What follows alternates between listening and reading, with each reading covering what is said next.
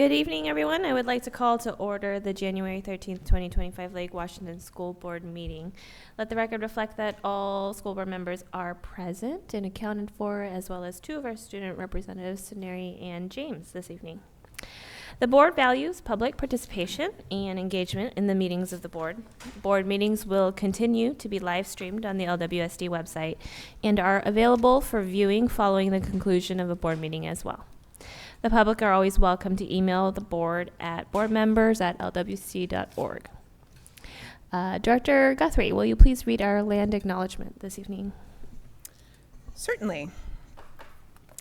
The Board of Directors of Lake Washington School District acknowledges that our district is on the indigenous land of the Coast Salish peoples, who have reserved treaty rights on this land, including the Duwamish and the Snoqualmie Indian tribe. We thank these caretakers of this land who have lived here since time immemorial.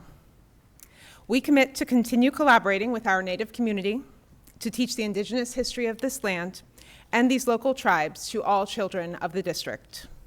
We also commit to provide the best possible education for all children of Native descent who attend our schools. Thank you very much, Director Guthrie. I will now entertain a motion to approve the January 13th, 2025 agenda. So moved. Second. It has been moved by Director Guthrie and seconded by Director Yoakum to approve the agenda as presented. All those in favor, please signify by voting aye. Aye. All those opposed? Hearing none, motion carries. We do have one recognition on the agenda this evening. Dr. Holman. So yes, tonight our recognition is for School Board Recognition Month. And yes, I took the liberty to add this to our agenda because the board never adds this to their own agenda. And so this is my way of making sure that we recognize really the dedication and work that that all boards do, but specifically this board. And so I wrote up a little bit and then want to talk about how we're going to make sure we memorialize the recognition of this board. So publicly elected school boards in America were established as a democratic means of managing public education and ensuring local control over schools. The creation and development of these boards were shaped by the nation's history, legal framework, and cultural emphasis on education as a public good. Publicly elected school boards are vital to the democratic process, allowing communities to have a voice in shaping education policy. They provide a means of accountability, ensure that education aligns with local priorities, and serve as a bridge between the public and the education system. Despite challenges such as political polarization and funding disparities, these boards remain a cornerstone of the American educational system. School Board Recognition Month is a time to honor and celebrate the work of school board members who serve their communities and students. School Board Recognition Month is celebrated in January across the United States, and it was initiated in 1995.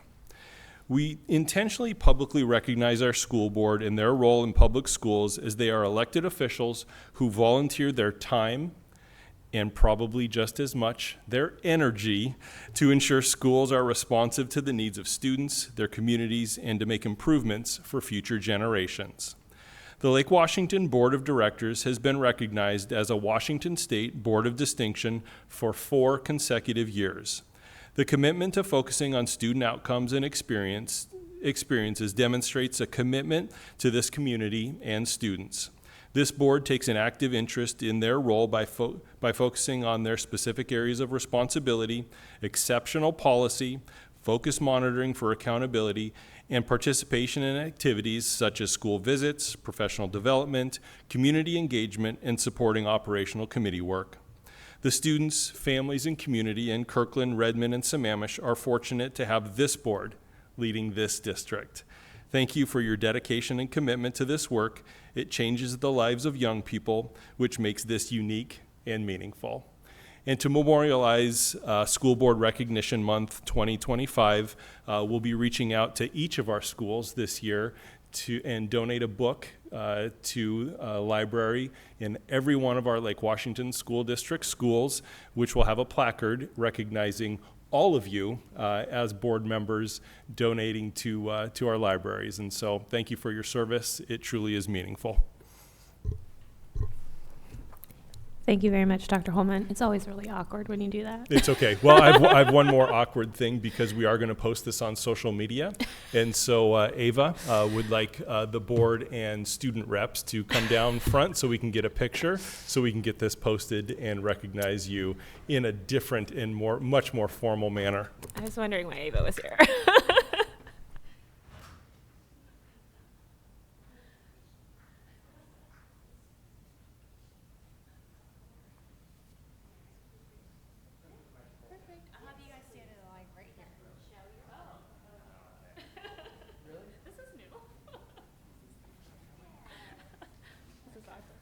I wanted the.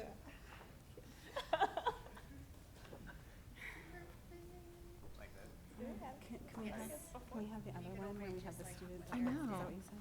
Yeah. Have you- yeah, there. Are you turning in or facing out? Are you going to? I know.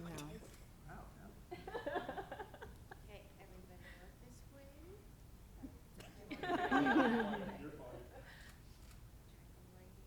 Okay, everybody look this way. 1, 2, 3. One more. 1, 2, and thank you.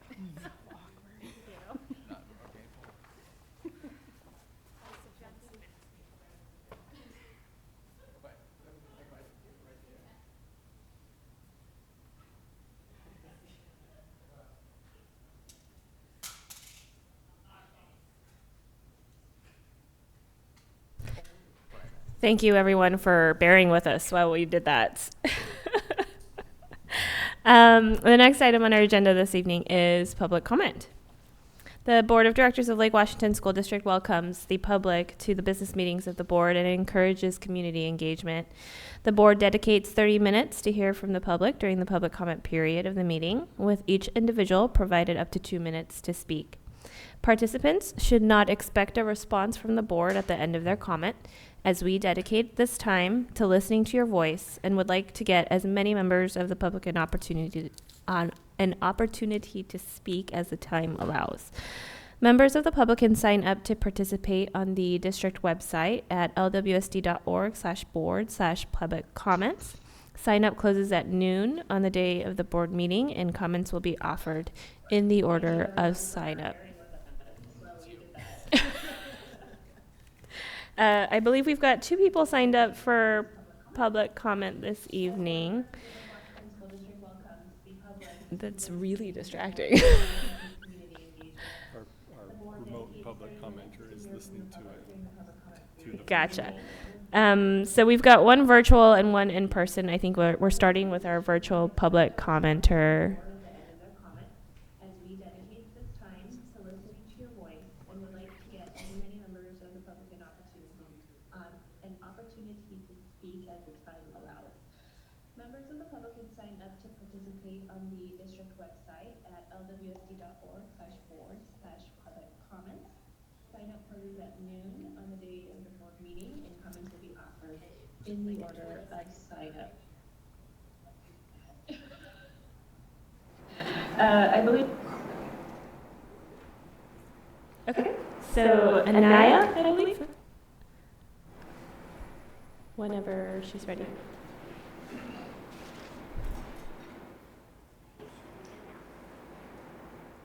It's her turn.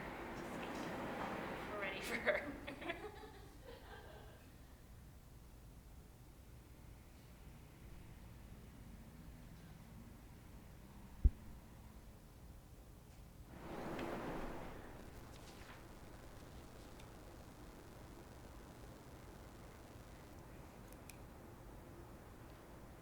Okay, Anya, I think that we're ready for you now.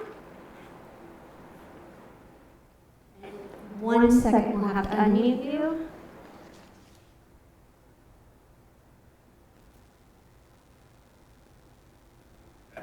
She needs to unmute herself. We're all set. There you go. Hello? Hello? Am I unmuted? Okay. Okay, lovely. Yeah, thank you. So, first of all, I second Dr. Holman's gratitude for the board's time and efforts. What you guys do is incredible. Thank you so much. And I have a comment. Last month when I made a public comment, I tried to squeeze in too much into 2 minutes. So today, I'd like to talk about just one piece of how HICAP identification in the district misaligns with the law and mistreats children consequently. I'd like to talk about twice exceptional kids. The law is clear that there are different types of exceptional intelligence. The law also notes that highly capable children include kids in protected classes, which is to say kids who may have neurodivergence other than high capabilities. I don't believe LWSD's identification process complies with either legal requirement. It's hard to assess a non-standard child who has both exceptional abilities and atypical challenges with a standardized test. The best way to assess atypical kids, in my opinion, like those directly addressed in the law, is with sophisticated tools like a psychologist administering the WISC, which the district presently rejects. Perhaps the district doesn't want people with means to pay for these tests to have a leg up over lower income kids, but I don't believe that excluding kids with needs helps other kids with needs. To make it personal, excluding my daughter with her 99th percentile intelligence and her ADHD that the district knew about when they administered the NNAT with no accommodations, is not helping a low income get in. It just means my twice exceptional 9-year-old isn't having her needs met. In as much as I can tell, the district has one pathway to identification with high scores across the board. That doesn't work for a math genius who struggles with ELA or an amazing poet who struggles with math. Kids with outstanding but specific academic abilities, to use words directly from the law, won't be identified by LWSD's processes. And that's that for tonight's bit on WAC 392-170-035, defining highly capable students as including kids with both general and specific abilities. Thank you for listening.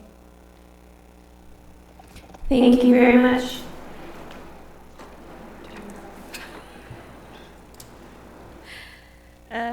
We have one other person signed up for public comment this evening, Randall Richmond.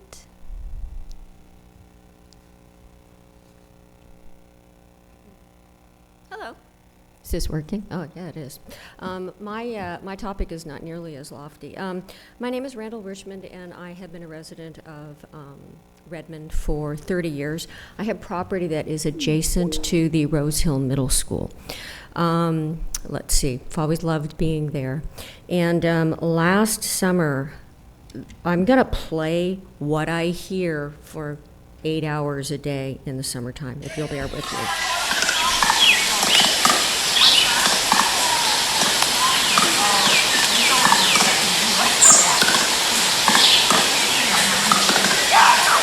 Okay, so that's about 20 seconds. That's a pickleball that is being played on the tennis courts that are adjacent to the Rose Hill Middle School. I went to the city of Redmond to find out who is actually responsible for the jurisdiction of that property after school hours. They went around and they finally said, yes, it is Lake Washington Middle School, or Lake Washington School District. My request is simply that signage be placed. I'm doing this in the wintertime because I know summertime is coming, and it prevents anybody in the area from enjoying peaceful quiet when they come home and they try to enjoy the outside, to have that noise continually going on. The people that are playing the pickleball won't yield the courts to people that are trying to play tennis. And so I do believe that based on the people that are playing, I think that signage simply stating that it is a tennis court that is not pickleball, because there is a pickleball court that has been built that is for that purpose, that is sized properly, that is environmentally in an area where there is noise abatement less than 2 miles away at the Houghton Park and Play. And so that would be my request.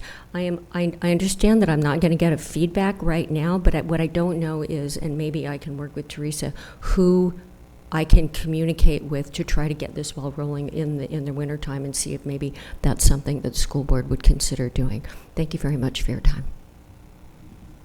Thank you very much. And someone from the district will follow up with you. Thank you. So that will conclude our public comment time, as we only had the two signed up this evening. If you'd like to stay for the remainder of the meeting, please feel free, but if you also would like to exit, this is your chance. The next item on our agenda is the approval of the January 13th, 2025 consent agenda. I will now entertain a motion to approve. So moved. Second. It has been moved by Director Liberty and seconded by Director Stewart. Superintendent Holman, will you please poll the board? Yes, I will. Director Yoakum, Yes. Director Stewart, Yes. Director La Liberty, Yes. Vice President Guthrie, Yes. and President Choi. Yes, motion carries. Dr. Holman, will you please review the donations this Yep, evening? absolutely. So tonight in the board's packet, you have over $72,000 in donations coming to Blackwell Elementary from the Blackwell PTSA, to Margaret Mead Elementary from the Margaret Mead PTSA, Wilder Elementary from the Wilder PTSA, Redmond Middle School ASB from the Middle School PTSA, and to Juanita High School from the Juanita Performing Arts Boosters. And some of these are unique donations. Donation going to ASB has express purposes and usage. It isn't just going into the quote-unquote general fund of the school, but it can only be used at the discretion of the ASB program and decision-making process. More than likely, we know that our Juanita Performing Arts Booster is supporting the arts. It says here that it's to support a Juanita High School Orchestra trip to the Big Apple, headed to New York. So it's all of these things, all of these PTSAs and boosters providing supports for our schools, and we really appreciate their donations. Thank you. The next item on our agenda this evening is legislative business. Director Yoakum. I think I will go next. Is that all right? Staff update first? Staff first, yes. Yes. Thank you. Dr. Holman. Yes, and as the board I'm sure knows, today was the official first day the legislative session has opened. It feels like just yesterday that I was commenting on and advocating for this upcoming legislative session. I think it was almost 6 or 7 months ago, and we all felt like, oh boy, that'll never get here, and it's here. And so we know this is a very important legislative session for public schools.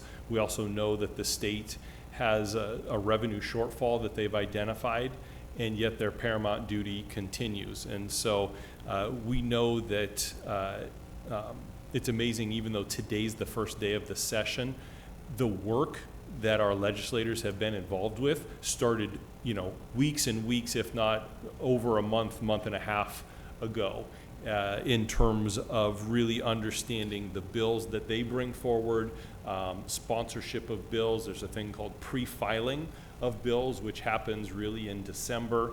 I saw an email just today from Senator Dingra. I hope I'm not stealing anybody's thunder, but from Senator Dingra seeking additional colleagues to sign on to the LGO bill. And so there's a lot of things in motion, and that doesn't even touch on the big 3 funding requests that have been made by public schools and agencies all across this state. And so I'll ask Associate Superintendent Posthumus to provide an update, and then I know Director Yoakum and our students may have an update as well. Thank you. Well, again, as Dr. Holman shared, today's the first day. We know they hit the ground running because they've been preparing. They convened at noon and went straight into hearings in the afternoon. The House and Senate are both holding hearings for outgoing Governor Inslee's proposed budget in the appropriation committees.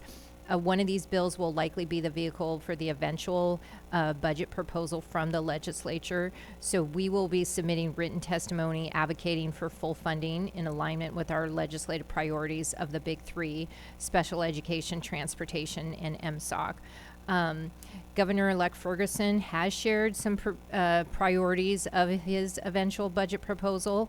He says he intends to increase funding for education with plans to provide funding for universal free meals, but has not yet released any more details.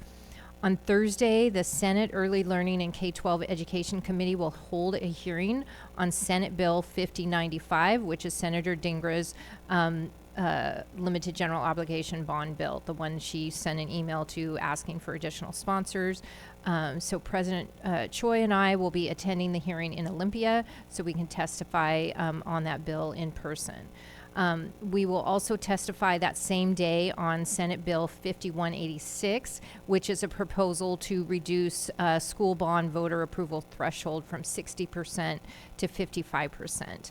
Again, our ask is 50%. This bill goes halfway there, and we'll be giving feedback on that. As a reminder, we've had some changes to the Lake Washington legislative delegation with more changes to come. Patty Kuderer has departed the Senate for her new position as Washington Insurance Commissioner.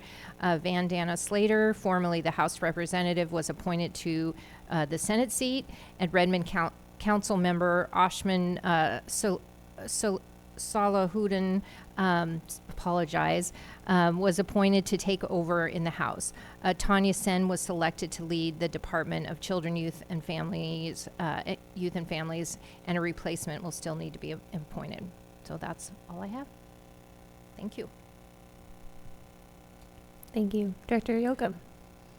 Oh, our student rep. Yes. Yeah, so last Wednesday, the school districts of Mercer Island, Issaquah, Bellevue, Lake Washington, and Renton hosted a town hall which presented the big three and the funding crisis that school districts in our state are facing. And they brought in over 10 legislators from Washington Senate and the House of Representatives. I think I actually had a conversation with a senior from Mercer Island High School on Saturday about the town hall. And from her perspective, she believed that the town hall really she believed that it was kind of repetitive, that it basically said, okay, we have an issue with funding, but she believed that it didn't really state any action items that would help solve this funding crisis. And to an extent, I agree with her opinion, but I also think, well, I asked her, well, before the town hall, did you know about the funding crisis in our state? And she said, no. So I believe that this town hall brought awareness, it brought attention from the media, and seeing all the people that showed up, I think we come from a place with the wealthiest places in the states, with the highest median household income, with the highest household evaluations, with the lowest poverty rates. And so from our standpoint, and especially from a student from Mercer Island, they might not see the effects immediately of this funding crisis as much as other districts that might not receive as much local funding. So I think it's important to bring this issue to these larger districts with larger local funds, because really they're the ones that need to see the impact of this funding issue, because they're not the ones being impacted directly from it. Yeah, just to add on to that, I'd say there were two major issues that I saw being brought up consistently in the questions portion of the town hall. One of them was funding for the arts, which is being cut when budget cuts happen. And the other one was just teacher burnout in general and how we can provide more support to staff to prevent that from happening. I think there was a consensus among school district leaders, school board leaders, legislators, and teachers that teachers and staff are pretty much the heart of our schools, and they are the ones that interact with the students on a day-to-day basis and build the relationship and are really responsible for a lot of the learning that goes on. So I think it's a big priority to not only students but to teachers and staff everywhere that we do whatever we can to prevent staff burnout and provide more ample resources and pay to compensate them for all the work they do.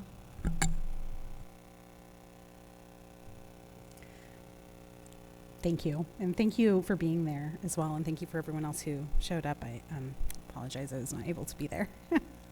In preparation for the 2025 legislative session that began today, I attended the legislative conference this past weekend, along with board directors and district leaders from around the state.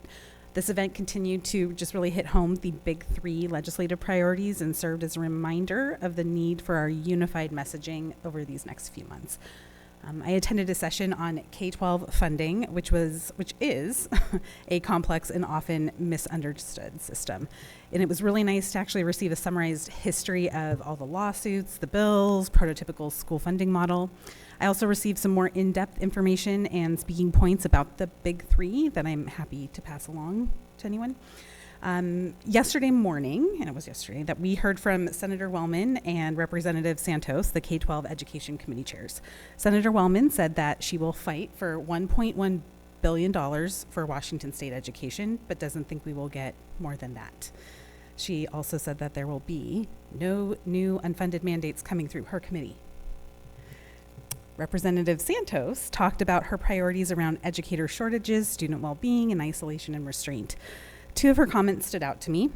First, Rep. Santos said that if we fund the big three, then cuts everywhere else will be deeper.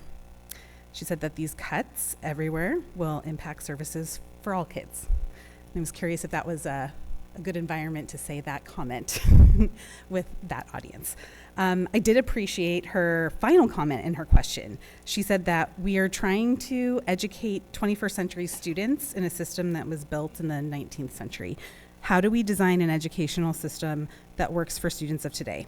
What would that look like? So I don't know if she's taking responses, but maybe we can provide one. Thank you, Dr. Yoakum. Dr. Holman, did you have anything else? Yeah, I just wanted to comment on the town hall as well. First, I do want to commend our 4 student reps. They all had a speaking part and role in the event, which I believe they either found out about or were handed their parts about 15 minutes before the event, and they each of them represented well and did a really nice job. So thank you for doing that, because it's really meaningful for our legislators to actually see our students in those capacities, and you represented yourself and really the students of Lake Washington across the state very well. There's a few things that, while I appreciated the town hall, the further we got into it, the more honest our legislators became, which I appreciate, because it also helps us understand really the hill that we have to climb. There wasn't a legislator there who didn't say, yes, we fully support fully funding for the big three. You have my adamant support for them. And the further we got into the conversation, the more it became apparent that there was an exception to that support. And that exception is that without additional revenue, beyond current revenue, that there's a limitation on education funding.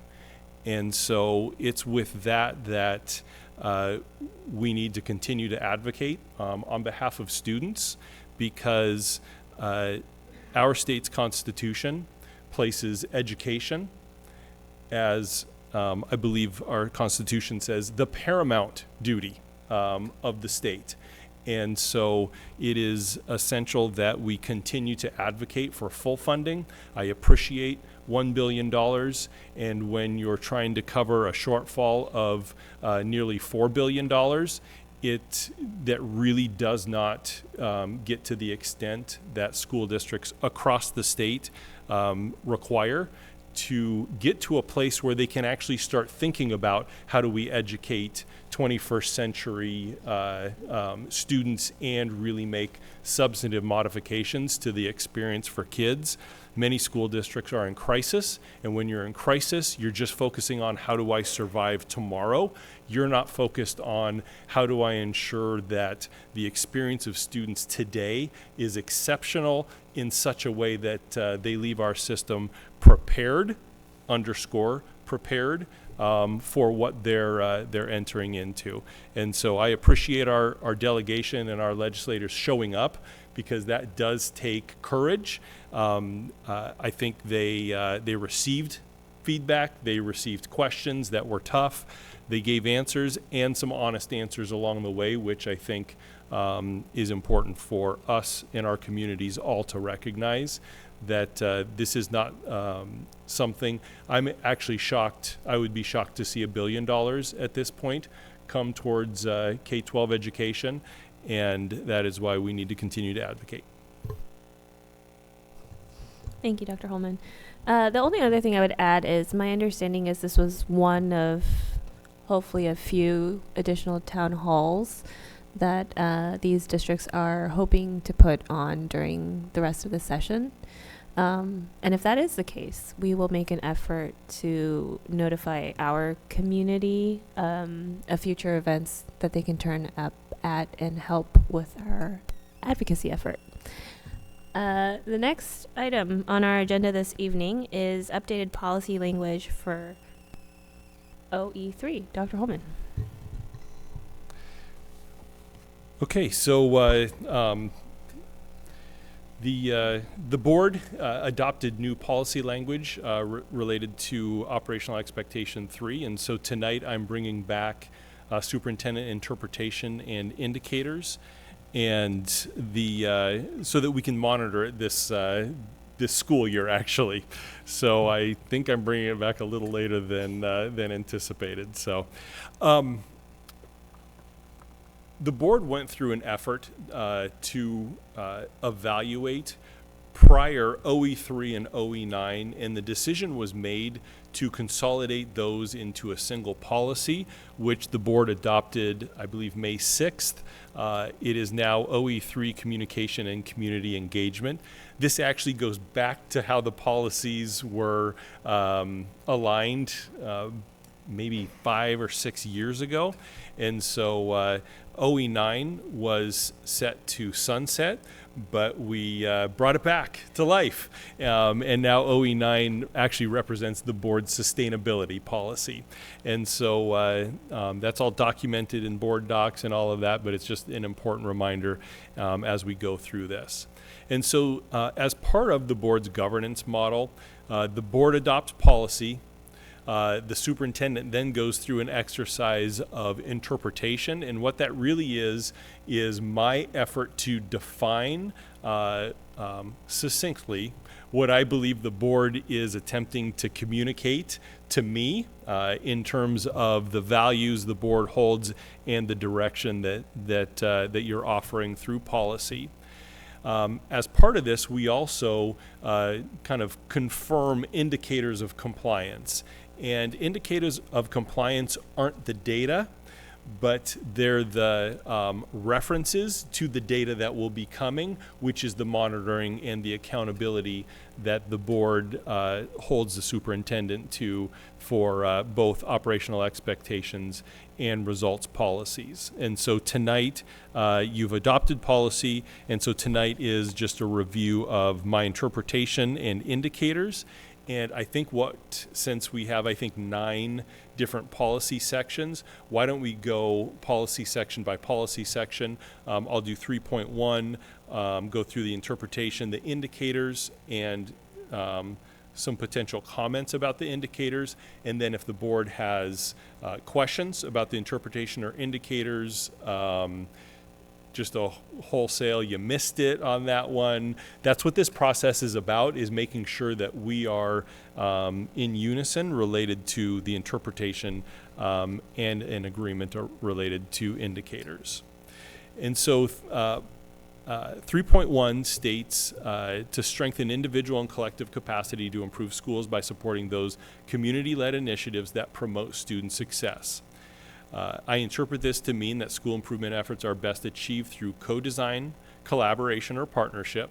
I also interpret this to mean that those involved in these processes gain a deeper understanding of and increased support for the district.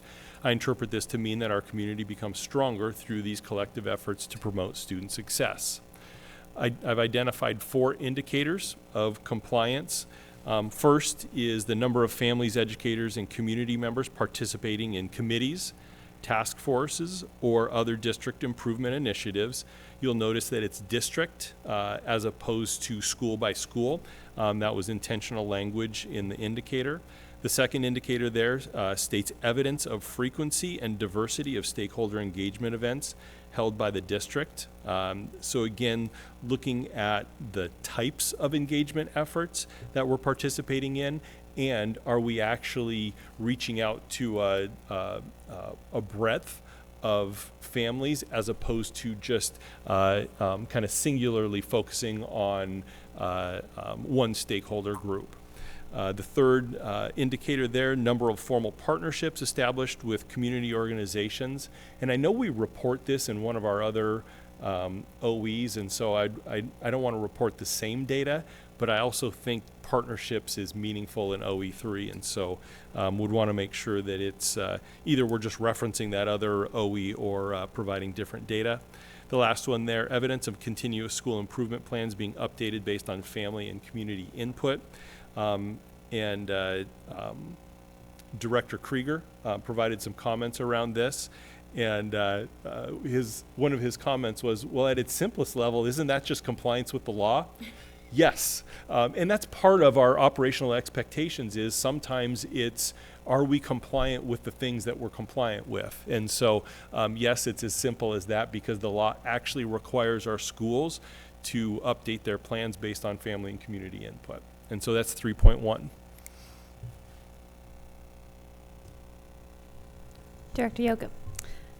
Thank you. I see that you changed, I think it was that second bullet point, right, to have evidence. And you use my word breadth as well, because I was going to ask about bullet point 3. And maybe because it lives somewhere else, I don't know if that really matters, but kind of that same concept of if all of those partnerships, if we have 500 partnerships with disability organizations, then are we actually engaging with a variety of community organizations? So I don't know how or what, but that was just my thought. And I think we discussed that too at the study session. Yeah, and I would maybe modify bullet number 3 to say evidence of formal partnerships, because the board, if I just come back and report, we have 75, it's meaningless for the board. Yeah. And so,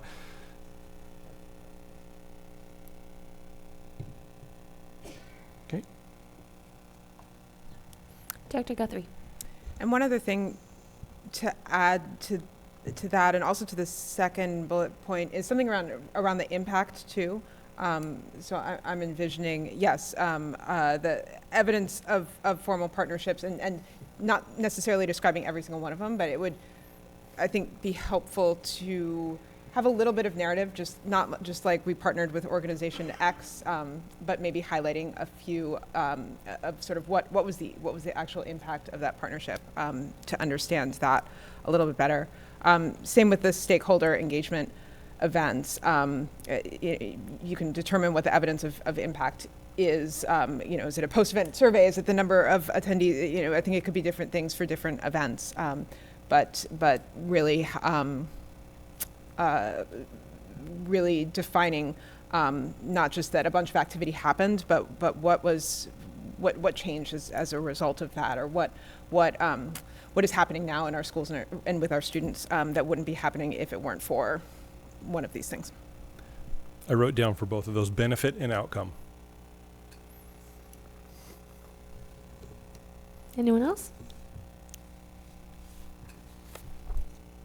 Okay. 3.2. Okay, 3.2, policy states build relationships among families and between families and educators through opportunities to interact in meaningful ways. I interpret this to mean that building strong relationships among families and between families and educators requires providing opportunities for meaningful interactions. This suggests creating spaces and experiences where families and educators can engage in open communication, collaboration, and shared activities that foster trust and mutual understanding. Interpret, interact as the intentional.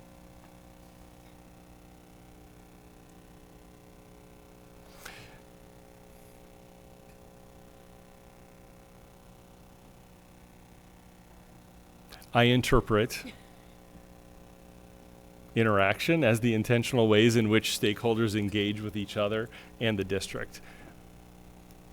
So the superintendent will have to modify that last sentence to make sure it actually reads and makes sense.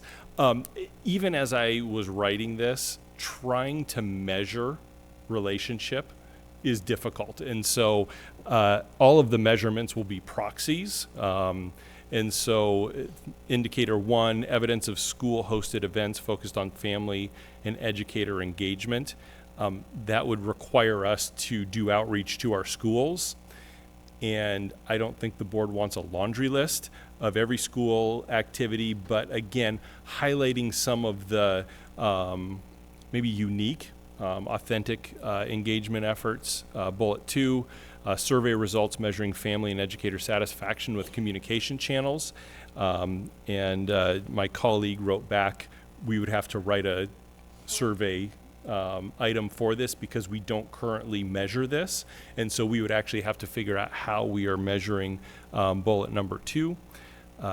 Third is use of two-way communication tools to foster dialogue between families and schools. And so just evidence of what tools we do use for those communications. Qualitative feedback and narrative case studies. Study sharing information from families and educators on their sense of partnership, mutual understanding, and opportunities to interact in meaningful ways.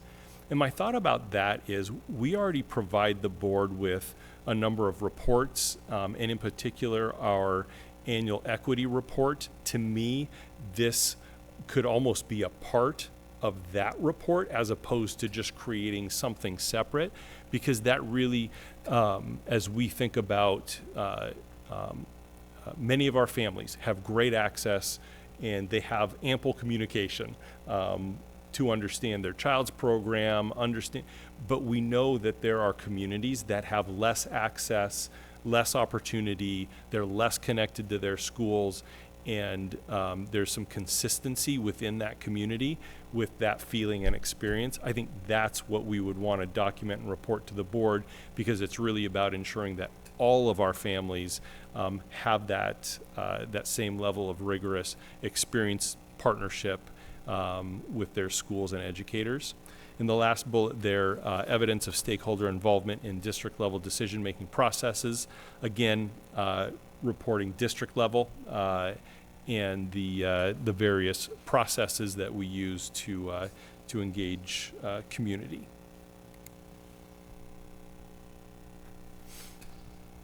Comments, questions? Yes, James.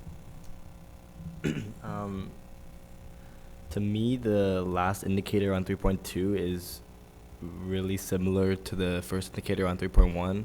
I was wondering what would be the differences between the two indicators, or if they're equivalent.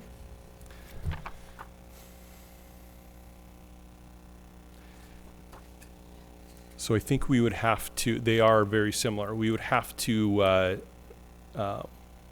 differentiate between what 3.1, it's really about district improvement initiatives, where I think 3.2 is about decision-making processes. And so, and if there isn't a differentiation there, then we probably would eliminate it from one of those two. Great question.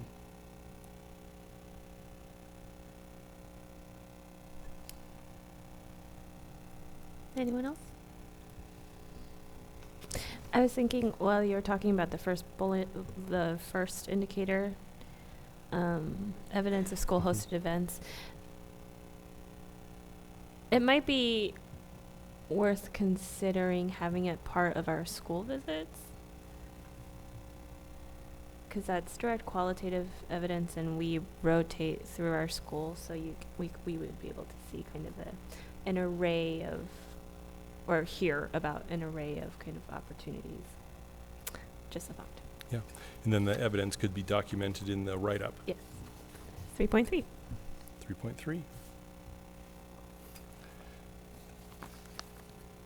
I'm just hoping all the sentences that are on the screen continue to read.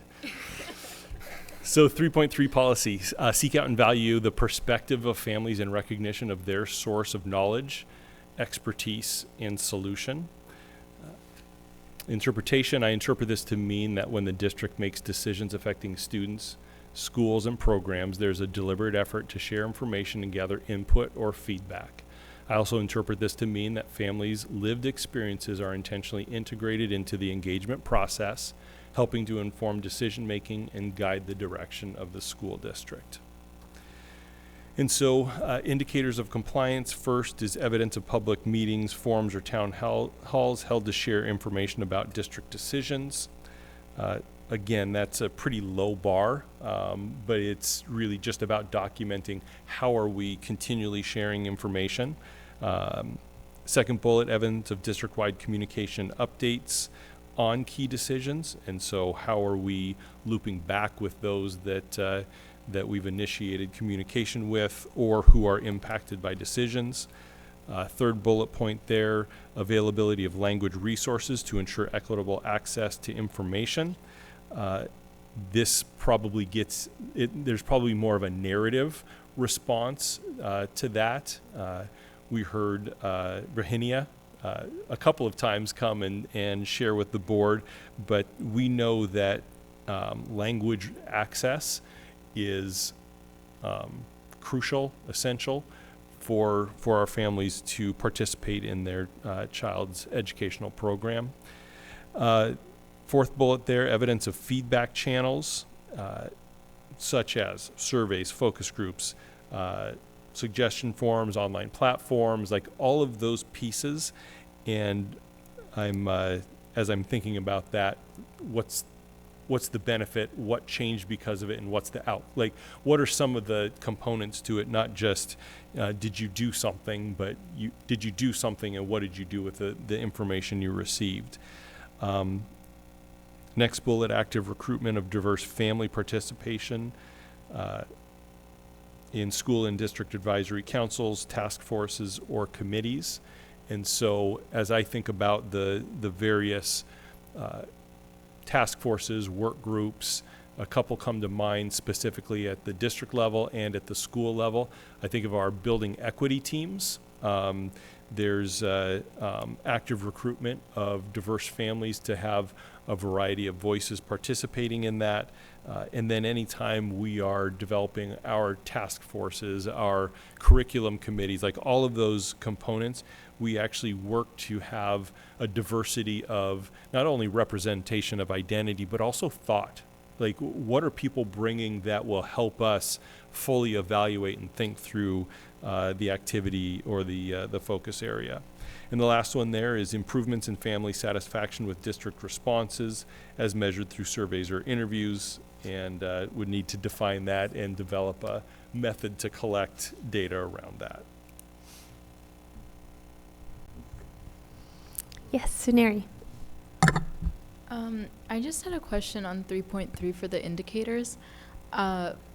We say that it's about seeking out and valuing the perspective of the families, and I'd argue that the value part of that is more important than the seek out, but I'd say probably all of our indicators except the last one are focusing on seeking out the perspective of families, and it's only the last one where we really measure whether we value that or not. So I'd encourage maybe looking at other ways to add indicators that measure whether families feel that their perspective is valued and not just, they have a channel to say it. Thank you. Anyone else? I had a couple questions. Mm-hmm. I guess it's not really a question. It's just a thought. So for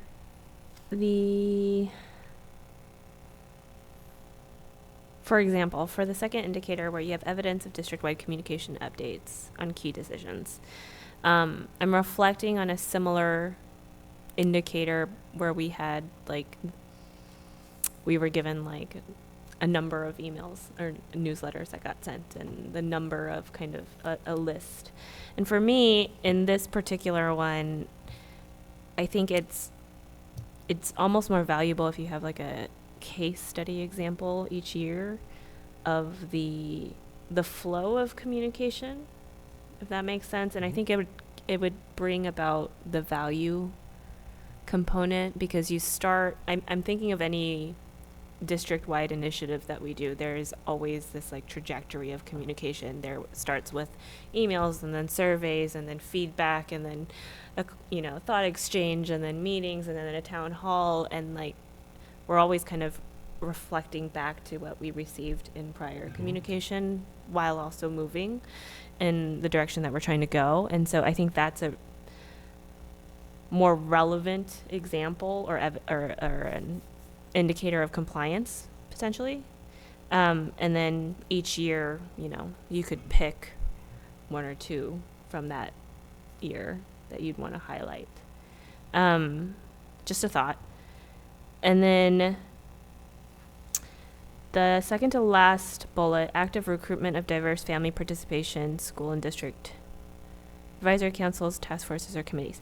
My experience on a lot of the committees that I've sat on have been that recruitment of diverse voices has been a challenge a lot of times.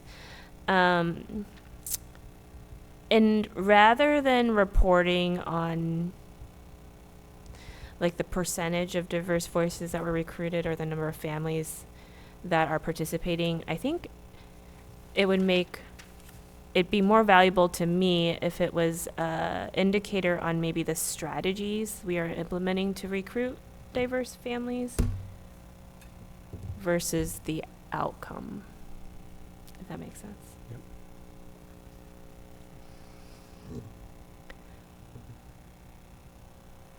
3.4.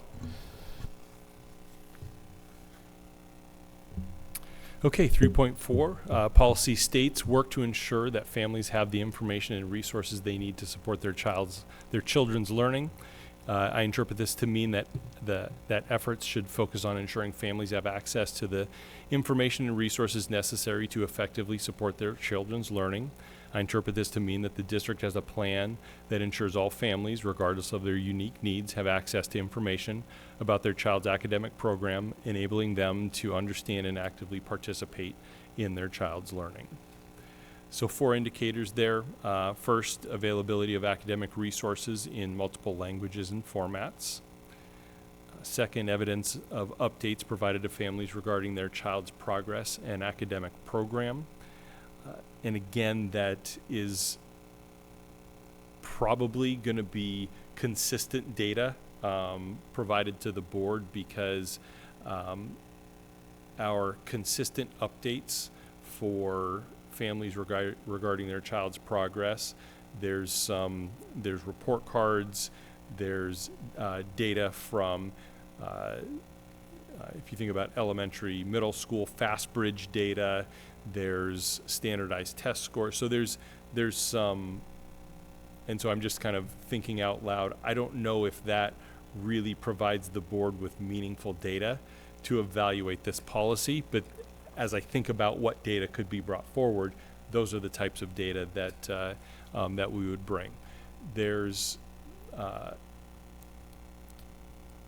again, at the elementary level, we have our family connections meetings, and we have parent-teacher conferences that occur mid-year. So food for thought if the board thinks that that is beneficial or helpful. Next indicator, availability and usage rates of translation, interpretation, and accessibility services for families. And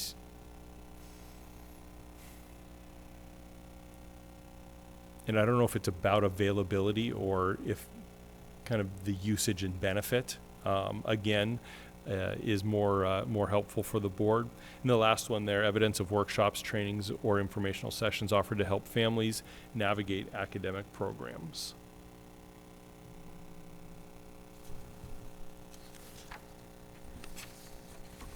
As I've looked at all the others leading up to this one,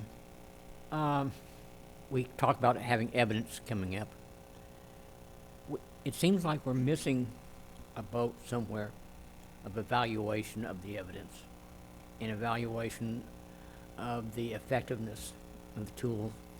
I think back to the high school day, and we drummed that message out for months. And at the very eve of the installation of it, if you will, people were saying, "I never heard of this." Now I realize you can only lead a horse to water, But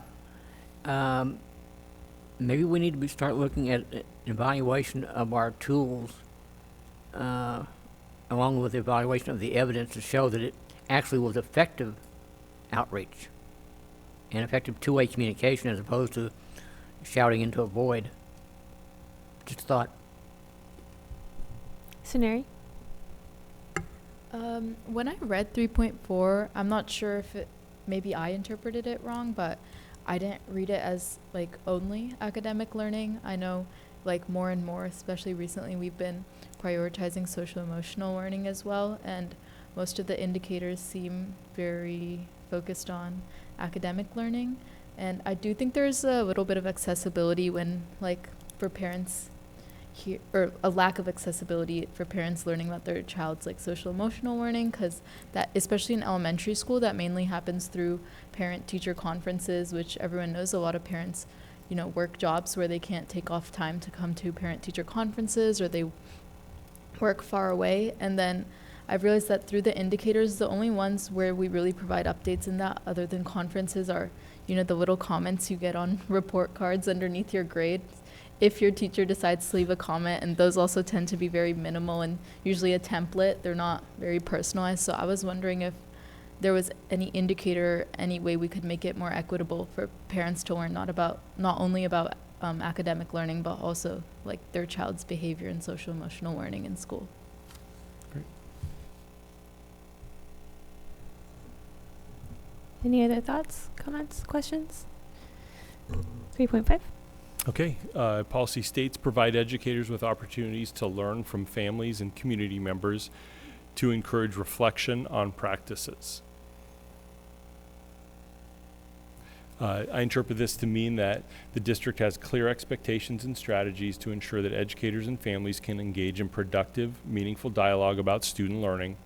I also interpret this to mean that schools prioritize family and community engagement to foster learning and growth. So brought forward 3 indicators. First is evidence of scheduled parent-teacher conferences, open houses, and progress meetings throughout the year. And so really it would be just documentation of the various opportunities that are consistent and universal, as opposed to kind of singular events that schools may offer, which may be beneficial, but I believe what we're looking for here is really universal application. Second, percentage of teachers trained in family engagement practices. That could be things like effective communication, culturally responsive strategies in teaching. I know Universal Design for Learning emphasizes family engagement. I know, many of our teachers, the instructional framework, Charlotte Danielson's instructional framework, highlights family and engagement with parents and their knowledge of their children. And the third indicator, evidence of individual learning plans developed with family participation. And my colleague made a good comment. He said, well, shouldn't that just be 100%? And yes, and I appreciated that comment, and it caused me to pause.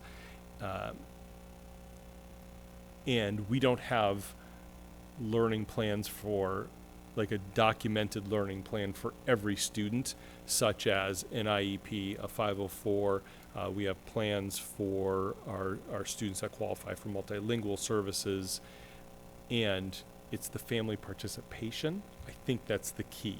So in bridging the gap between, yes, we have a plan, and was there universal family participation, there would be some work to do to figure out how do we authentically provide evidence to the board related to that. Thanks. I was going to say that was exactly it. One, I mostly appreciate that we changed it from number to evidence. Yeah. And I do believe, as far as 504 plans go, that doesn't need to be developed with family. Is that correct? Like, I mean, yes, it's helpful, but if it should be. So that's also nice to include, because that isn't necessarily the law to include them. Am I correct? Well, technically, parents do need to sign Sign. off Okay. in, But at if a that's minimum agreement, Okay. which without agreement doesn't constitute, anyways. So, yes, 504 plans are, so there's work to do around what would be reported here, how we report it, and what is the actual evidence Yeah, that we're able to provide. that was mostly my question. Yeah, what would be that evidence? And yes, thank you. I really appreciate that you recognize that. Mhm. But that's kind of this entire policy, Yeah. like all of OE3. Like there's challenge in universal application of like these types of efforts, and so that will be the art of monitoring this. Director Stewart and then Director Guthrie. Dr. Owen, what would be the opportunity of us partnering with UW, with Wazoo, whoever, schools of education, to evaluate these programs, to evaluate these outreaches? And maybe it's not really, to be quite frank, their College of Education, maybe it's their College of Communications, I don't know. But to get a third-party evaluation that wouldn't cost an arm and a leg, but would be beneficial to school districts all over the state, to be quite frank. I just wanted you to put that in your thought process. And Yeah, and when we talk about universal, we are usually thinking 100%, Mhm. but maybe so this year our special services team, and I don't know if it's part of WISM or one of the other kind of compliance efforts that we need to go through to for the state. But one of the things that they need to do is they need to pull IEPs related to transition plan goals to make sure that they're aligned. And there's a whole process that we have to go through.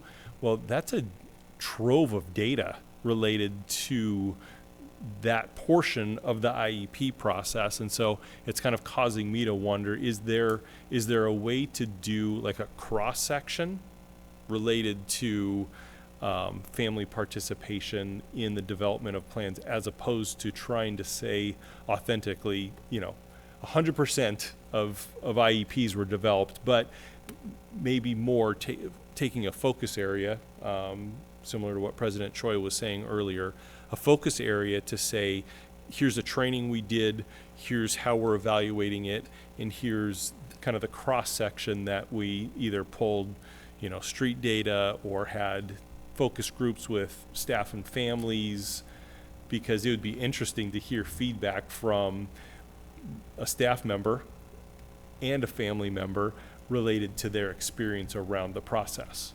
So I think there's some things we could do that would provide a different kind of feedback that wouldn't just be, yes, check 100% of people or families members participated.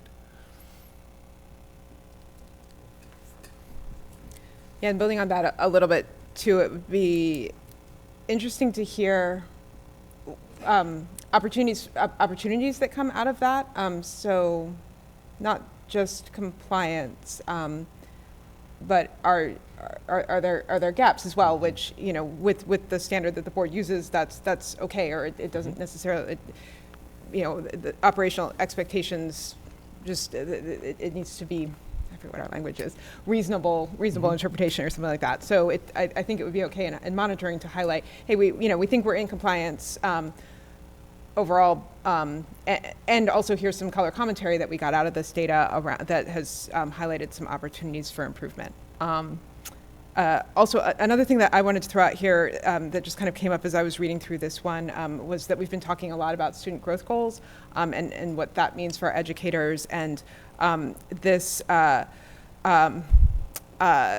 it feels like there could be something in here too, because there's some of that knowledge of students, which ties back to the previous indicator as well, recognizing, so if we recognize families as a source of knowledge about their students, that is something that educators should be tapping into, and then as part of that process, they're reflecting on their practices. So knowing that that's something that our educators are sort of going through anyway, I don't know if there's an opportunity to tie that in here, what exactly that would look like, but I just wanted to throw out that process came to mind as I was reading this here, and maybe you can make sense of all that. On point number 3, evidence of IEP or individual learning plans,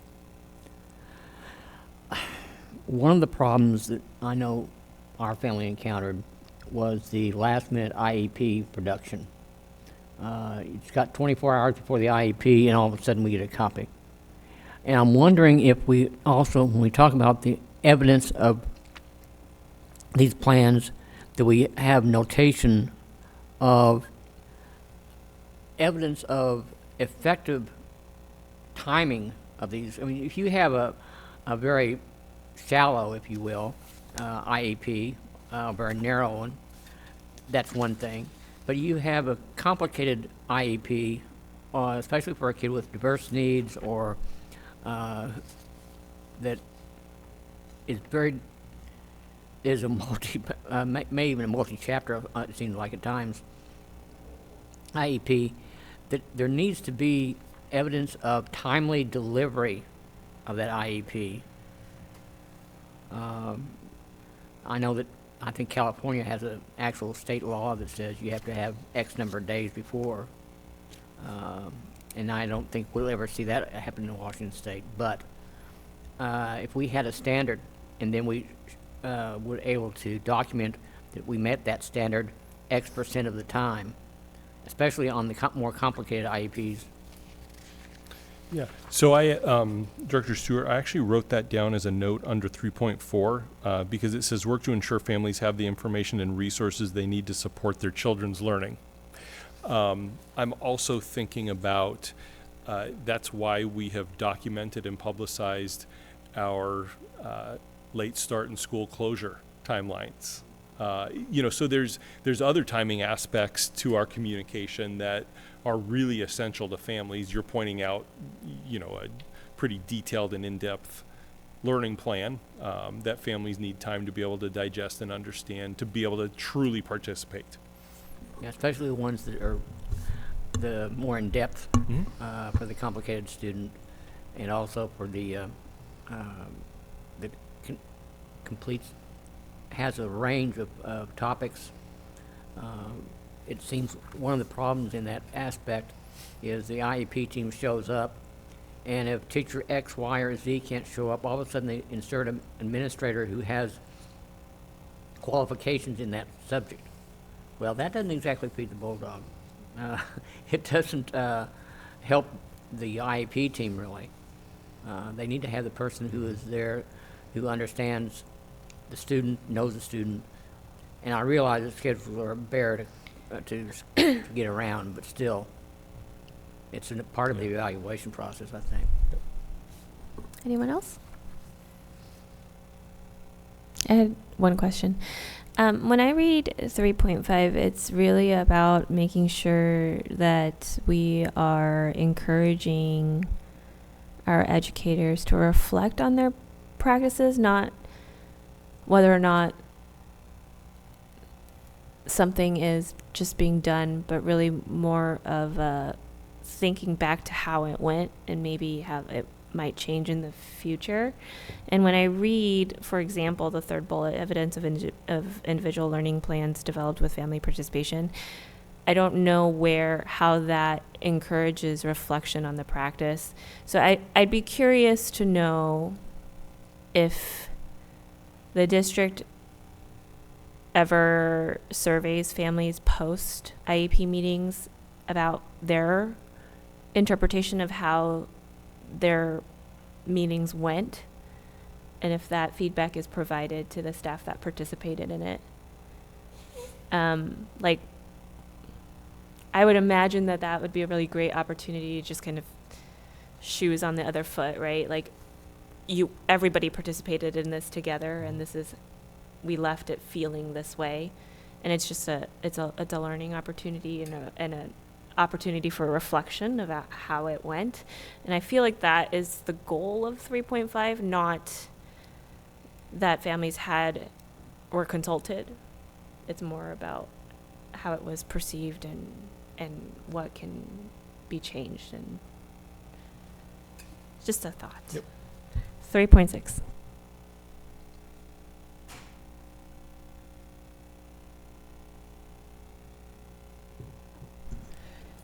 Yeah, and building on that even a little bit more, having evidence of that reflection, because of educators recognizing, hey, I was going down path X, and then I engaged with family and went down path Y. Yeah, I think that's what is valuing here, what the board is valuing here. So. So that, and I think it still could tie to that evidence. It would just be more, rather than, yes, 100% of IEPs were developed with family participation, check, we're not breaking the law. More like, hey, here's some examples of where coming out of one of these meetings, there was a meaningful change. And I've seen that happen over the course of my interaction with districts. So I know it happens, but I don't know that I don't know how that's collected in any sort of systematic way that could be provided by the board, but thinking more along those lines. Again, it's really tying to the impact. So it's great. Like, I've no doubt there's a lot of people all over this district who are working very, very hard every day. And I think where our interest lies is, well, how are we actually changing as a district? And so the more that we can highlight that throughout this, not just check we're doing family engagement, but it's actually changing the way that we're showing up for our students.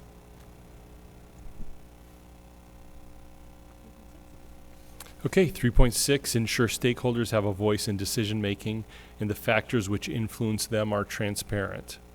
I interpret this to mean that those affected by decisions, such as resource allocation, program viability, or other significant decisions, have the opportunity to understand the reasons behind the changes and are given the chance to provide feedback, input, or influence the decision.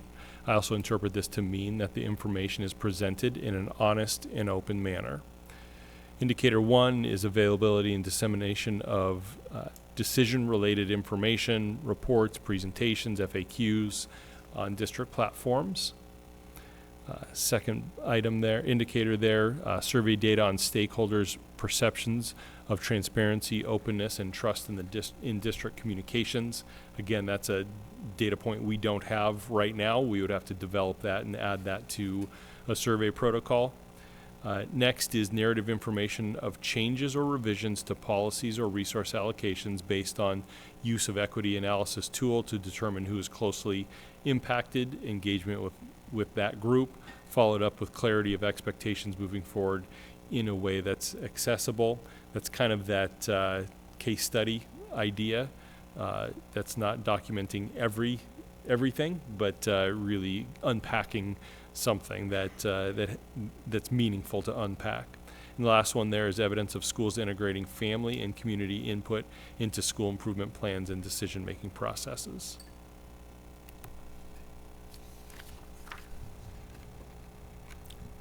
Director Liberty. I guess just reading the interpretation, there's two components to it. One is that the district is ensuring that those affected have the information they need, and the second part is that there's information coming back to the district from those affected. At the school level, and I want to talk about that second part, the feedback component of that. At the school level, we have evidence of that. What we don't have is district level decision making that could affect stakeholders, and evidence of opportunities for feedback for that. I don't have an answer. I think I don't have a good idea for a bullet point. I just flag that as I see that as missing.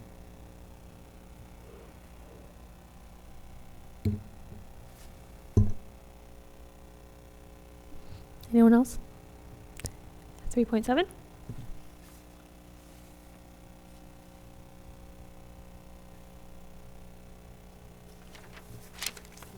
I mean, I guess, can I say one more thing? I mean, it could be as simple as duplicating that last bullet point for district level decision making, but tweaking it a tiny bit. Yeah.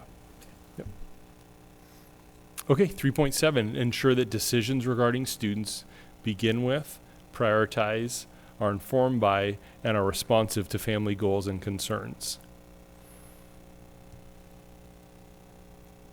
that's a unique policy statement to monitor and provide evidence on.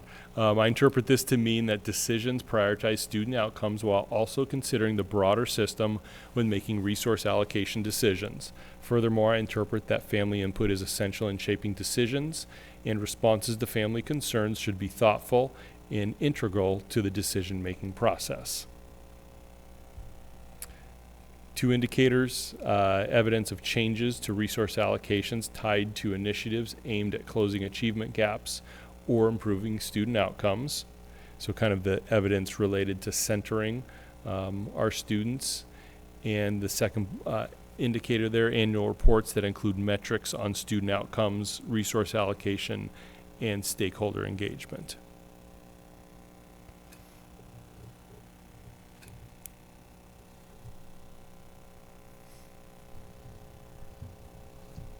Director Guthrie. I'm trying to think of where we actually identify family goals. It's a challenging policy statement, and I appreciate the aspirational nature too, which I think we haven't called out tonight, but we've called out multiple times throughout this process of this is not a policy that we're expecting to hit out of the park on day one. It's really a new kind of policy. So, but thinking about that family goals, I think we hear the concerns a lot. I don't know that we've actually, like, how great a job we do of really understanding what the goals are with when we're going through some of these challenging decisions. So I'm not sure if that becomes an indicator, or if that's just something that we need to think about as we adopt the policy. I just wanted to call out that word.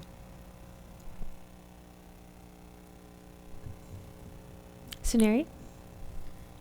I'm a little confused why, it says that ensure that decisions regarding students begin with, and are responsive to family goals, and then later in the interpretation it said that family input is essential and family concerns. I feel like maybe student should be somewhere in there, since we're talking about decisions that regard students and prioritize them. So maybe we could change it to, I interpret that family and student input or responses to family and student concerns should be thoughtful.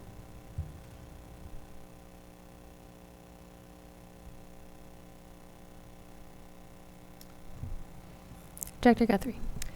Yeah, I was thinking about that point too when we were talking about the family participation in individual student plans. I'm also interested in student participation in those plans. I vaguely recollect that when we talked about this before, that this policy really is about family and community engagement. So that's why we're very focused on family here.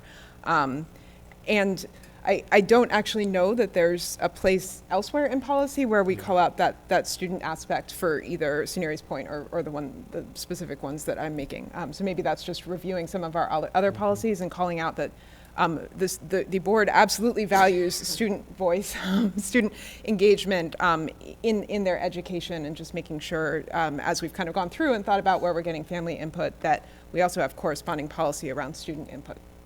Yeah, I was also thinking that if it's community engagement, I feel like students could just fall under the community portion, so you could add that in there without having to adjust another policy.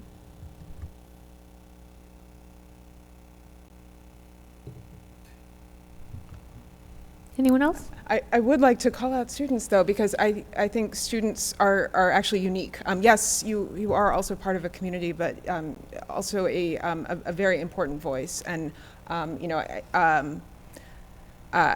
not sort of peanut buttering that everybody's voice matters, but students should have a really important say in their own, each individual student in their own individual education. And so making sure that is valued, if not in this policy, as I said, then somewhere else. Can I just say that I learned a new verb right now? Peanut buttering. I like it. No, it definitely worked, but I've never heard it used as a verb like that. 3.8. Before I go to 3.8, I'll just say 3.7 felt underwhelming in terms of the indicators. So if anyone has an epiphany, No. anyone in the audience, anyone listening at home. Well, I mean, not to include it, it will end up showing up in every single one of these, but an opportunity for family goals to be articulated into the system is the parent-teacher conferences and those interactions that we have. I mean, that I think is the purpose of those. I mean, that's, I'm yeah, still, it is. okay. And as you have another kindergartner coming online, thank you. They get first place. And that does fall away then in secondary. And Yes. families still have goals. Right now, mine is for my child And they to get more, graduate. they probably get more targeted, like, or worrisome. I don't know which, so. Actually I do. The 3.8 and 3.9 really are kind of holdovers from the prior policy, and so there's not a lot that's new here. And so these are the superintendent shall not portions of the policy. Shall not fail to respond to complaints, and so I interpret this to mean that the policies and procedures for handling complaints comply with the law, follow best practices, are easily accessible to complainants, and are widely known and user-friendly. I interpret this to apply specifically to complaints related to discrimination, harassment, intimidation, and bullying. Indicators, kind of a checkbox that we annually review our policies to ensure complaint policies align with federal, state, and local regulations. Second, evidence of staff training on relevant laws and best practices for handling complaints. Availability of complaint forms and procedures in multiple languages and accessible formats. Next, number of complaints filed disaggregated by type. That's an indicator that we had built out over the last few years. There was comments that, oh, maybe we don't need it, but I think it's an important place for us to, because we don't really, these are all various processes, and there's different laws that apply to each of them, and so this actually is a way for us to kind of collate them all into one place. And then complaints are responded to in accordance with policy and legal requirements. Director Yocum. Really quickly, I was just going to note that the superintendent shall not is not listed on the ones on the agenda. So I'm really glad that was added. Thank you. As I was putting the PowerPoint together, I noticed that too. So that's why I added it, because the superintendent shall fail to respond to complaints. I don't think that's really what we were getting at. Or for 3.9 either. Okay, correct. I think we can move to 3.9. 3.9, the yes. superintendent shall not permit retaliation or discrimination against those individuals filing complaints. I interpret this to mean that the policies and procedures clearly address retaliatory behavior against complainants. I also interpret this to mean that the district has a system in place to track complaints of retaliation. So 3 indicators: availability of district policies explicitly prohibiting retaliation, included in student handbooks and staff guidelines.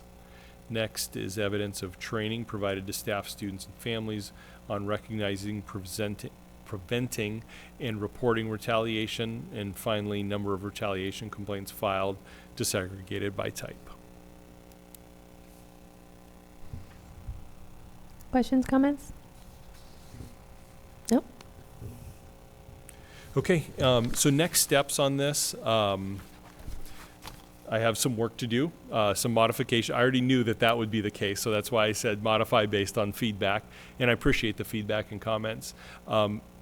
It's either the board adopts it tonight, knowing that modifications are coming, or I just bring it back to a future meeting. I think I would prefer bringing it back to number 2 and just sharing the updates with the board. I concur. I think there's a lot of modifications that were requested, and therefore I'd be uncomfortable with. When are we Acceptable. anticipating monitoring this policy? So my goal is to bring this back at the first meeting in February. not for monitoring, but for review of interpretation and indicators. And then the goal will be to monitor before the end of the school year. And then incorporate it into our cycle of monitoring next fall. Okay. Sounds like a plan. Director Guthrie. Yeah, the only thing that I'm turning over in my head is whether it would make sense to just go ahead, we will, and monitor, which will then give us data to see how things are playing out a little more, because we can all kind of nod our heads right now and be like, oh yeah, this indicator sounds good. But if you were to bring data as part of monitoring that that you believed supported that point, then we could either sort of agree or disagree, and sort of what would that kind of get us to the same place, maybe even faster.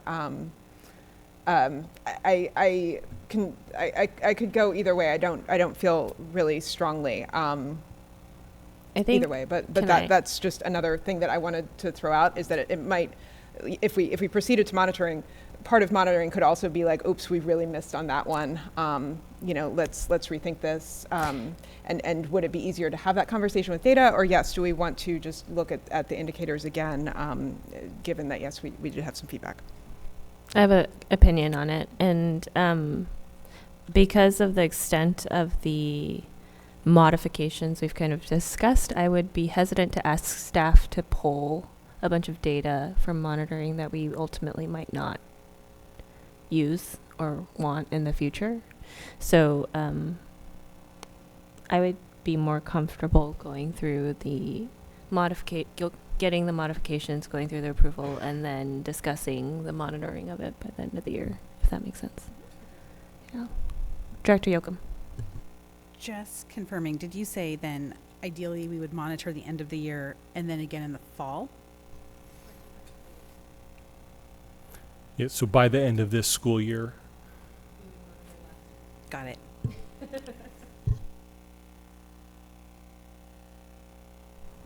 And monitoring this year will be imperfect.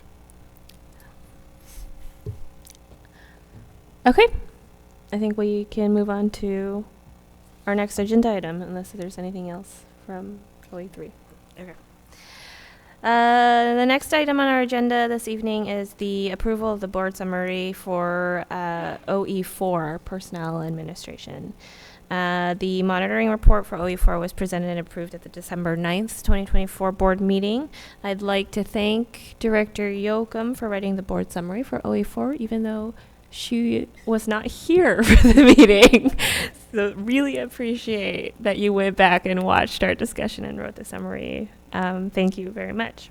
I will now entertain a motion to approve the board summary for OE4 as presented. Move approval. Second. It has been moved by Director LaLiberty, seconded by Director Stewart. Is there any discussion? Hearing none. All those in favor, please signify by voting aye. Aye. All those opposed? Hearing none, motion carries. Next, we have the approval of the board summary for OE5 financial planning. The monitoring report for OE5 was presented and approved at the November 18th, 2024 board meeting.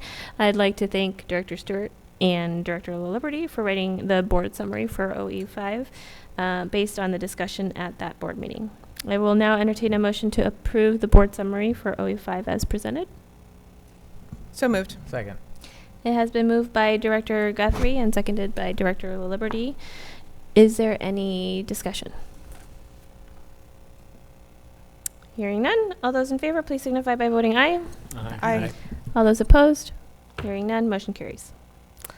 The next item on our agenda this evening, I love it when we go through agenda items so quickly. I just feel so productive. The next item on our agenda this evening is the superintendent report. Dr. Holman. I feel like I've been on the microphone a lot tonight.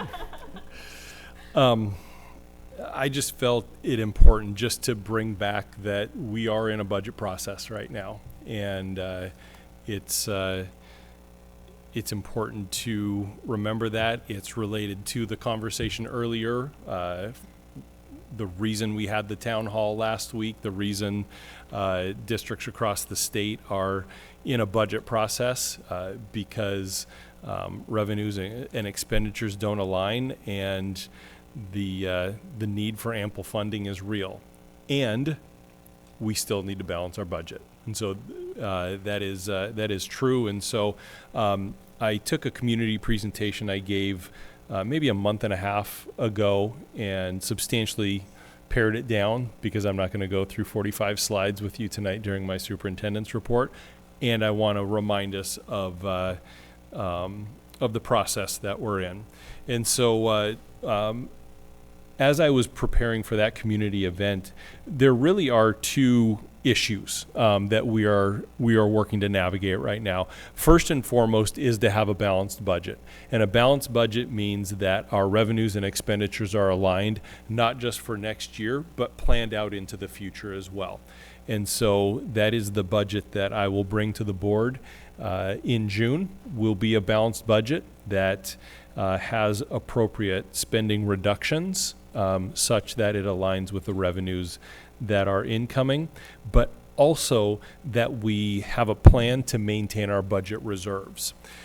We are one of the most fortunate districts around that we actually are in the place where our budget reserves are such that we can say we are in a good place with our reserves and we want to maintain it. And so I have communicated to the board that I will continue to target an 8 to 10% budget reserve, and that there's a whole bunch that I could unpack within that, but that truly does set us up as a district for a positive experience into the future, because if we project enrollment, budgeted enrollment, not that we would ever do this, but that we had a projection that was inaccurate by a couple of hundred students, and we actually had less students come, which means revenue is significant. If you have that and you don't have budget reserves, you have to make cuts in the moment. And by maintaining budget reserves, it allows us to weather those storms, crises that we experienced a handful of years ago, and just those fluctuations that will occur. And so it's really essential that it's not just balancing the budget, it's also maintaining budget reserves for now and into the future. If we were to do nothing, I think this chart just shows exactly what will happen. We will continue to use our fund balance to fund our day-to-day expenses, and you can only do that for so long. And so at some point, the savings account runs out and you're at zero.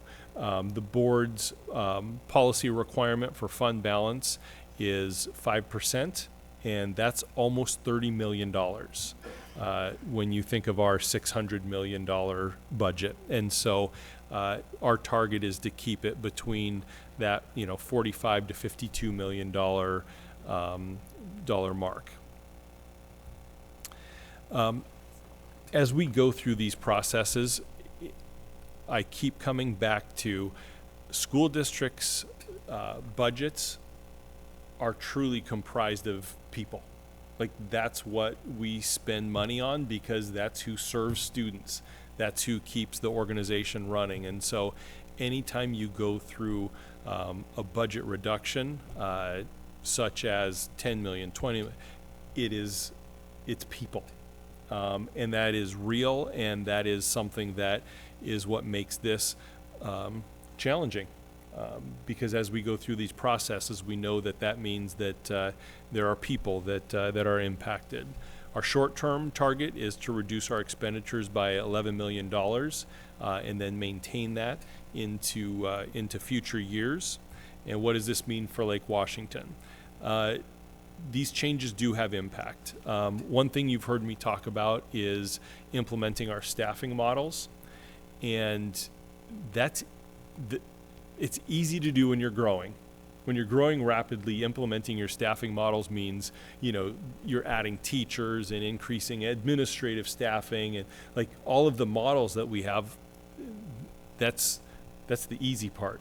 The hard part is to maintain that same adherence to our staffing models when we're reducing our student enrollment. Our elementary schools have reduced their overall enrollment by 15 to 1,800 students. When you have that happen and you're implementing staffing models for certificated and administrative staff, that means you're going to see reductions in staffing just because you have less students. But that doesn't mean it doesn't impact individuals. And so the staffing models keep us in alignment with our budget, and we know that those changes are really difficult. We also know that at the end of the day, we are reducing our staffing, which means there are people that are working in Lake Washington today that won't be working here next year. Like, that is the reality, and that I don't even like saying that out loud, because the people here in Lake Washington are phenomenal. And that is the reality of budget cuts that I know our staff realize that. Many of our high school communities are just now starting, it's like you know it, and then you realize like it's really happening, and so you know it differently. And our high school communities are starting to know it differently, because it isn't just a teacher. There's a name, there's a face, a family. That person also might supervise a club, and they may have unique lived experiences that make them the perfect club advisor for that topic, and that person may not be back. And so those are just really hard realities as we go through this process. It also means that some of our programs are changing, and we're going through those processes right now. Yes, our over a high school day and experience is changing, and yes, that creates staffing reductions, but our high school students will have a change in their program experience. Like, those are realities that we're going to experience as we go through this. And so those are tough realities that districts all across the state are grappling with. And so the question I often get, well, what is still being considered? And I don't have any additional bullet points other than the ones I've previously shared. I've shared with the board that we're continuing to review and analyze central services and supports. This really is the entire district that is accountable for our budget, and so truly looking at all aspects, including our central services, is part of the work that we're doing. There's a couple of programs and areas that we've been under review for our K-8 highly capable program for 2+ years. We've been reviewing and analyzing, doing some piloting related to our elementary band and orchestra program for about 2 years. We're conducting an athletic fee review right now to really see, is there an opportunity that makes sense related to revenue for our secondary athletics and the current per sport fee. We also know that one of the other budget impacts related to ASB and athletics is the state law that for any student that qualifies for free or reduced lunch, that we waive their participation and ASB fees. Absolutely, we are glad that that is we have that opportunity, and then that means there's a revenue shortfall that we have to mitigate. So we're working through that as well, even as we're thinking about the overall athletic fee structure. And so timeline, we're right in the middle of it right now, and so we've been working to identify areas, working with our internal departments. Some of the announcements that have already come out related to high school day, our elementary staffing model, really between now and May, notification and communication to those impacted, and then I will bring a final budget, we'll do a first reading of the budget, maybe I'll say it that way, in June for the 25-26, but that will also demonstrate compliance in the out years as well for the budget with that alignment and our fund balance. And so just wanted to remind us all of the reality that we are currently in, and that this is work that is ongoing and that it affects really good people. Thank you very much for the update, Dr. Holman. The next item on our agenda this evening is school visits and community affairs. This portion of the business meeting of the board is an opportunity for board members to inform and provide updates from school visits or from organizations or groups that they engage with on behalf of LWSD. Are there any updates from our board this evening? Director Guthrie, you're first. Yeah, I can report on the board has done 4 school visits since our last meeting. So I can report on the first 2, and I think Director Yoakum can report on the others. Director Choi was at the first 2 with me. I was at one with Director Yoakum, and then she was on her own for the other one. So feel free to jump in if I miss anything. Let me find my notes there. Yes. So on, I believe it was December 10th, the board did a visit to Timberline Middle School. The real focus at that school visit was on flex time and how that was utilized. So we got to sit in on that.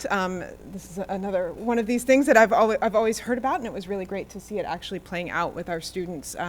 Essentially, the students were in classrooms, and we were informed that there was just a whole mix of, there was a lot that was going on. It looked like students in classrooms, but in some cases, students had been pulled into a particular classroom by a teacher to work on something.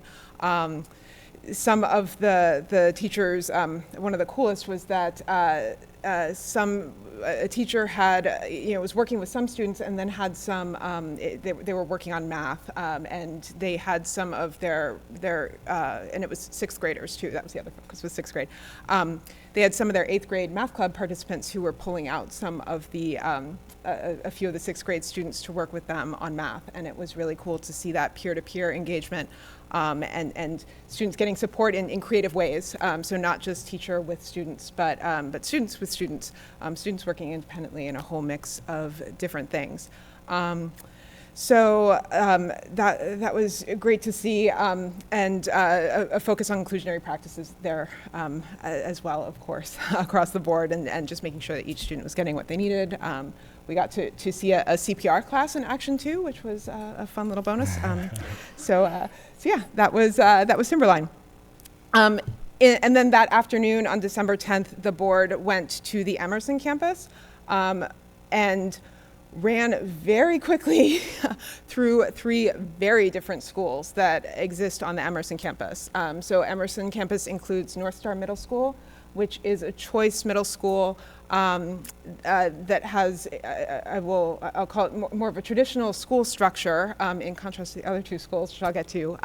So definitely some unique things about North Star. But 5 days a week, students are going and attending school, and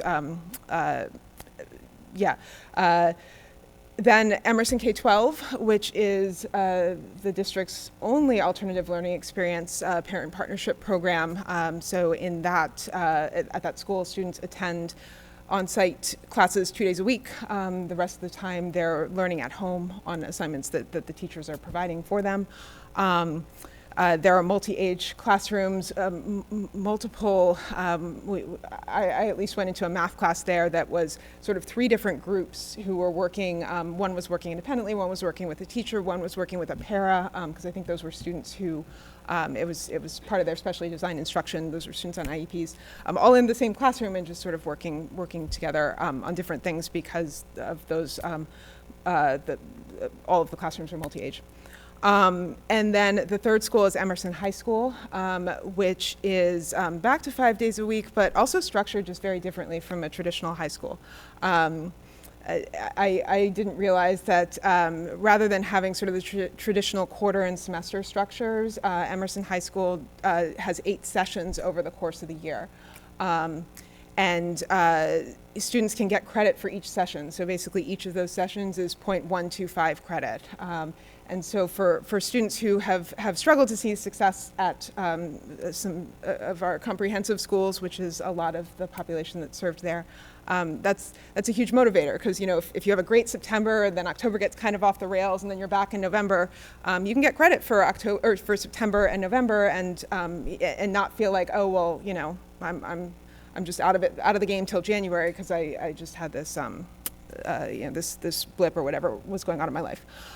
So yeah, I could probably go on and on and on for a long time. It was an absolute data dump of just a lot of information. Significant numbers of students receiving special education services there as well. I would be remiss to leave out that point, which creates a lot of challenges with a small school environment, and a kindergarten through 12th grade. So it's not just like, hey, we've got 200 students who are like all roughly the same age and kind of can that would still be a challenge, but it's like 250 students who have completely different needs, who are on site. I honestly don't know how Principal Ballard-Jones keeps it all straight there, because and the special education staff, because there's just a lot going on there. So yeah, I did my best to do diligence there. I don't know, Director Choi, if you have anything that you want to add, but yeah, I think we could have easily spent an hour and a half just on each of those schools. Yeah. So to run through it really quick. I was just going to share, I didn't get to see a CPR class. Were you not there? Did we break up? Yeah, we went different directions. I'm a little jealous. It was very cool. The other thing that I should mention, sorry, about Emerson campus, is that obviously that is we're looking at the funds from the 2022 levy that have been directed or will be directed to that campus for a rebuild. It is the two Emersons, so K-12 and the high school, are in a very unique space, which is it does not look like a school because it was not built as a school. It was the district's old administrative offices before we moved here. So seeing how that played out, there was one point where we went into, it was, I think, a high school U.S. history class at Emerson High. And we kind of walked into the room and we're like, what is going on? It was like this long, skinny room. There were like maybe 2 chairs on each side. And like, we're kind of like awkwardly in the back. And these kids are looking at us like, well, what are you doing here? And like, why are you like on top of me? And it's like, well, sorry, I literally have nowhere else to go in this space. So just really seeing that space. It is unique, and I'm glad some funds are going to be going into that direction to just make that a more welcoming, not that it's not a welcoming environment now, but making the physical environment perhaps a little bit more conducive to learning. Yeah. Thank you. I don't know how you remember all of that from over a month ago. So I have to write mine down. So just this last Friday, we, Vice President Guthrie and I had the pleasure of visiting Lakeview Elementary. And then afterwards, I ended up going on my own with other staff members to Bell. Both schools, we observed outstanding efforts to incorporate student voice into a lot of their school improvement, their SIP goals, and implement meaningful and effective small group instruction in every classroom. So starting with Lakeview, the leadership team recognizes the school's high performance while remaining focused on closing opportunity gaps for ML, special education, and low-income students. Their commitment to inclusivity is evident throughout the building. Inclusive practices are embedded in their approach, with IAs, paras, safety net, ML teachers pushing into classrooms to support individual students in small groups. During our classroom visits, we saw engaged learners working on literacy activities supported by well-prepared educators. It's very clear that Lakeview has cultivated this positive, inclusive culture that really aligns with our core beliefs. We also learned that Lakeview is enhancing its PLCs, professional learning communities, by making them more fluid. So rather than just having these PLCs focus with grade level teachers, they're really integrating safety net and MTSS staff into those PLCs. And in the future, plan to include classified staff, IAs, paras in the future. So it's more of a team effort than it is just kind of grade level, which it's kind of been historically. Lakeview is investing their building budget to ensure classified staff can participate in all meetings, because that was this realization we had of like, oh yes, there are different contracts, so they're not always aligned with the same meetings as educators. So just that really intentional effort to not just focus on inclusion with students, but really with their staff. Again, that's just a testament to their efforts. So I just really admire both of us, I will say their intentional and thoughtful decisions that are being made at Lakeview. At Bell, we observe, or I, you left me. We observed a school-wide effort to increase student self-efficacy in math. Previously, many students the principal there said many students did not see themselves as capable mathematicians, but Bell staff has been really working hard to change that mindset. Through a grant, some staff actually attended the Street Data Institute during the 2023-2024 school year. They participated in workshops and coaching sessions focused on student agency and engagement in math. They spent 30 hours listening to student voices at their school to better understand how to support these students. And we talk about it's all about the students, but sometimes at that elementary level, we often, I don't say we often, it's easier to forget that at that level with those young kids. We still feel that we're in charge of them. Students provided feedback to their teachers, and they created rubrics for staff asking thoughtful questions like, how can you notice my participation? And how can you help me participate? And gave suggestions, and that's kind of what the teachers are using. So during our visit, we saw fully engaged students playing math games, which is a brilliant way to teach and reinforce concepts. Whether working independently or with a partner or a whole group, students were actively participating and clearly enjoying math. If engagement is Bell's goal, then they have nailed it. As a fun bonus, I learned 2 memorable things during my visit. 1, casinos are the best places to score decks of cards and dice for classroom use. Any teachers listening? Casinos. Did not know that. And there is nothing better than being offered a double scoop of mint chocolate chip ice cream from a preschooler running an ice cream cart. I was thankful that we were also able to visit the preschool that was on site at Bell. Our visits were really showcased incredible work that's happening in both of those schools that foster inclusion and student voice and engagement. So just thank you to staff and students for allowing us to come in. That really can be a little bit intimidating. So appreciate their welcome and willingness to have us visit. I think my favorite moment was I was talking to a first grader at Lakeview, and she looked at me and she said, "Do you have kids?" And I said, "Yeah, I have an elementary schooler as well." And she said, "Yeah, I can tell you have gray hairs. You look stressed." So always a highlight. Always a pleasure. She was amazing. I was sad to be pulled away. It was a great conversation, but always, yes, very, very much appreciate getting to see the great work that's happening by our staff and to experience our students. Thank you very much, Director Guthrie and Director Yoakum, for attending the school visits on our behalf.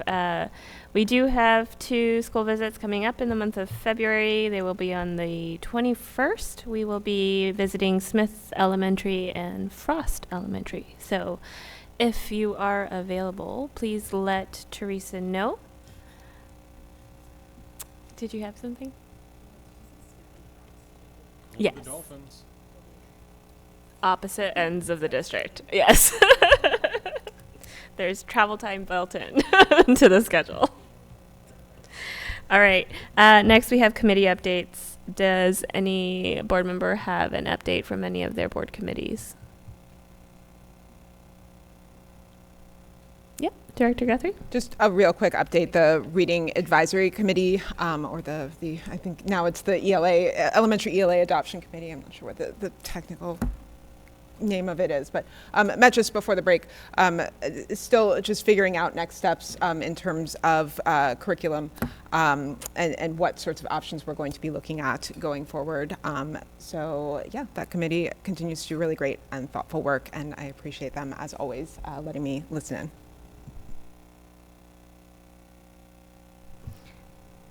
Did you have an update?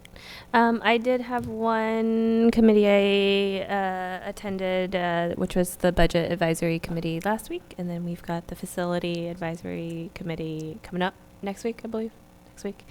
The Budget Advisory focused on learning about the Capital Projects Fund, essentially, this time around, kind of what it is, what it includes, where the funding comes from, and what we can and cannot spend it on, and spent a fair amount of time discussing what are LGO bonds as we have our bill. And so, yeah, we just kind of got into the nitty gritty of Capital Projects Fund and had a good learning. Looking forward to the Facility Advisory Committee next week. I don't think there's any other updates from committees. So then the board plans to meet next on January 27th, 2025, 5 p.m. study session followed by a 7 p.m. board meeting. I will now entertain a motion to adjourn the January 13th, 2025 So board moved. meeting. Second. It has been moved by Director Stewart and seconded by Director Liberty that we adjourn. All those in favor, please signify by voting aye. Aye. All those opposed, hearing none, motion carries. The meeting is adjourned at 8:59 p.m. Thank you, everyone.